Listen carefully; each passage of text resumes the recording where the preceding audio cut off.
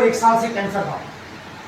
उसके 2 महीने बाद मेरी धर्मपत्नी भी चली गई, उसे 4 साल से कैंसर था और 35 साल से न्यूमेटिक हार्ट डिजीज की पेशेंट थी।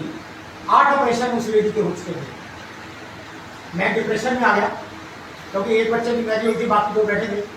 मैं डिप्रेशन में आया तो मेरा बीपी शुगर हो गया, बढ़ते बढ़ते 170-110 पहुंचा। तो मणिपाल हॉस्पिटल द्वारका ने कह दिया कि आप हार्ट पेशेंट हैं, आप अपना इलाज कराइए।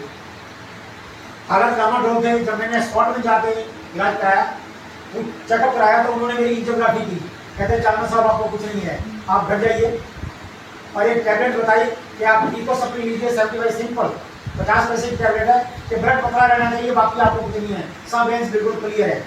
और उसके 2 महीने बाद मैं अपने सीएस के पास बैठा था पालम में, और वहाँ पर रोहित शर्मा जी एक डेमो दे रहे थे इसी पानी के बारे में। मैं चाहूँगा एक बार उनके लिए क्लैपिंग करें, क्योंकि मेरी जानकारी में, मेरी लाइन में वो एक चेंजिंग पॉइंट था। जब मैंने वो डेमो देखा इसी जल के बारे में, तो मेरी आंखों से आंसू टपक रहे थे। कहते चांदना साहब, मैं पहली बार आपसे मिला हूँ, मेरे से ऐसी क्या खता हो गई। मैं खता ये नहीं हुई कि आप डेमो दे रहे हैं और पहली बार मिले हैं, क्या आप मुझे 2 साल पहले नहीं मिल सकते थे। बाकी ऊपर वाले की मेहर, जैसा उसने सोचा था बहुत अच्छा हुआ।